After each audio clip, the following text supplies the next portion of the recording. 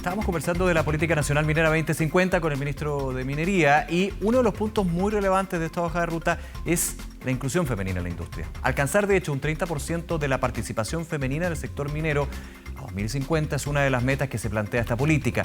Sin embargo, el camino a recorrer es largo, especialmente cuando en 2020 se alcanzó una participación de 11,7%. Vamos a analizar las percepciones de trabajadores y trabajadoras de la industria sobre los avances en esta materia. Para eso conversamos con la directora de estudios de la consultora Vantas, Daniela Desormeaux. ¿Cómo estás, Daniela? Como siempre, gracias por acompañarnos. ¿Qué tal? Hola, Nicolás. Muy bien, ¿y tú? Bien, todo bien. A ver, ustedes hicieron un estudio, han estado haciendo también un rastreo de lo que sucede en términos de varios temas de la industria, pero en este en particular, la inclusión femenina, la participación de la mujer en la industria, que ha avanzado, eso es cierto, pero no supera el 11%, supera el 11%, pero ahí poquito. ¿Cómo lo ves tú y cuáles han sido también, en términos de la historia de la minería, el desarrollo que ha tenido? Sí, bueno, la verdad es que este es el cuarto estudio que hacemos con nuestros socios, con la Red de Ingenieras de Mujeres en Mina, con Spencer Stuart y con Acción Empresas. Y lo que buscamos es, hacemos una encuesta tanto a hombres y mujeres para ver cuál es la percepción con respecto a la evolución de la participación de la mujer en minería y también lo que queremos ver y evaluar las políticas de inclusión. Entonces, como bien decías tú, tenemos solamente un 11,7% de participación de la mujer en minería. Y no solamente nos preocupa que la participación sea baja, sino que si uno mira, analiza en los últimos años la evolución del empleo de la mujer, de la ocupación femenina en minería, uno ve que es muy volátil, es mucho más volátil que la de los hombres. Es decir, las mujeres entran y salen de la fuerza de trabajo o quedan empleadas y desempleadas. O sea, hay mucha volatilidad y eso obviamente tiene impactos muy negativos. Claro. Entonces, lo que queremos es entender por qué pasa eso y cómo son estas políticas de inclusión. Sí. Dame un segundito. Ese tema de la volatilidad, me imagino que independiente de lo que es pandemia, porque sabemos que la pandemia ha tenido un efecto clave en la salida de la mujer del mercado laboral. De hecho, un retroceso de lo que se había avanzado en 10 años. Pero esto se va dando desde antes de la pandemia, para tenerlo súper claro. ¿No? Hay un fenómeno más de la industria. Así es, ya. O sea, efectivamente con la pandemia se profundiza, claro, y la caída en el empleo femenino, claro, es mucho mayor, pero es algo que si uno ve una serie de 15, 20 años, uno ve que efectivamente la ocupación de la mujer es mucho más volátil que la del hombre. En general, el nivel de ocupados en los hombres tiende a ser más estable, más constante en el tiempo, y en el caso de las mujeres mucho más volátil, y que obviamente ahora con la pandemia se vio fuertemente afectado. Entonces, nosotros lo que queremos medir acá son cuatro o cinco dimensiones principalmente. Queremos ver, bueno, el nivel de motivación de las mujeres y la percepción con distintas variables. Por ejemplo, equidad laboral.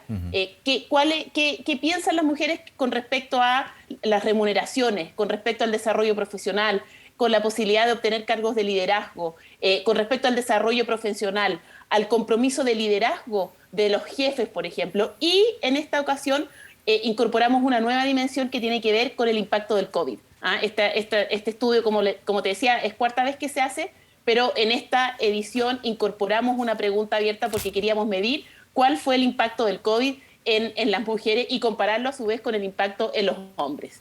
Ahora, pongo otro punto que es súper relevante cuando analizamos el tema de inclusión femenina en el mercado laboral. Los altos cargos, me imagino que ahí la situación, claro, hay avances, pero bastante pequeños, digamos. Y esto no es solamente de la minería, ojo, esto es a nivel de toda la industria de nuestro país.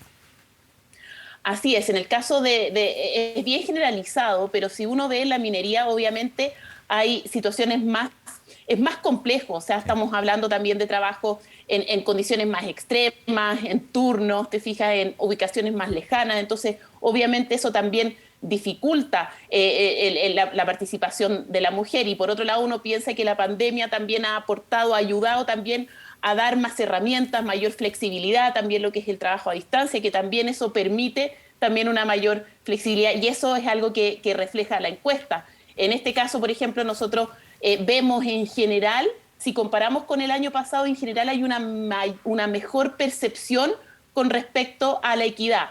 O lo digo de otra manera, por poner un ejemplo, el año pasado más del 70% de las mujeres creía que los hombres ganaban más que las mujeres.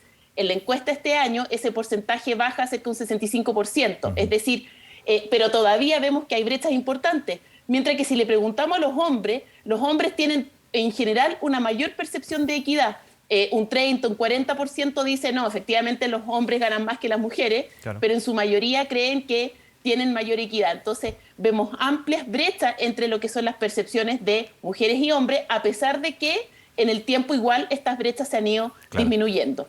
Daniela, en ese punto es bien interesante también lo que sucede con la participación femenina, pero en términos de hacerte la pregunta, si están detectadas, ¿cuáles son las trabas?